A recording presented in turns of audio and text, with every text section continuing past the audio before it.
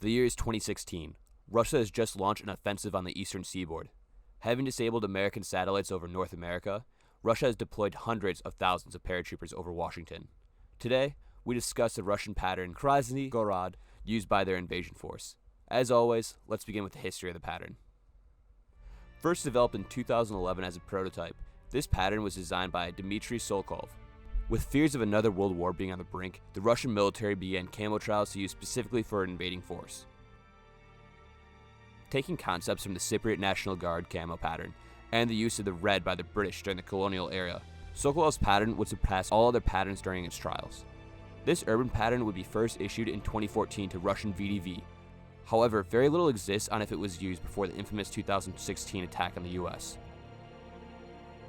The pattern's design is derived heavily from the Cypriot National Guard pattern in terms of the shapes we see in it. Much like any other disruptive pattern, it utilizes overlaid shapes to break up the user's silhouette. This red urban camo is a 4-color pattern. The pattern utilizes black, red, and charcoal gray shapes on a light gray background.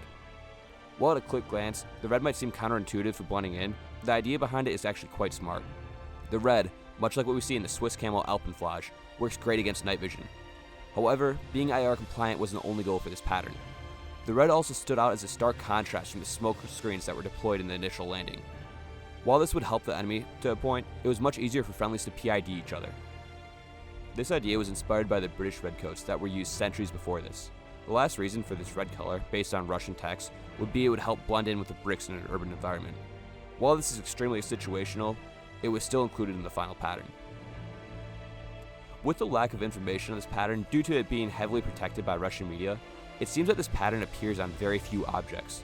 Based on photos of what have been leaked, this pattern is used only on helmet covers, uniform tops, and pants. It does not appear that any plate carriers, pouches, or other gear was made in this pattern.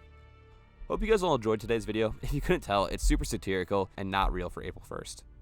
If you are new, I do actually have real camo history videos, so you should for sure go check those out. Anyways, I'll see you guys all in the next video.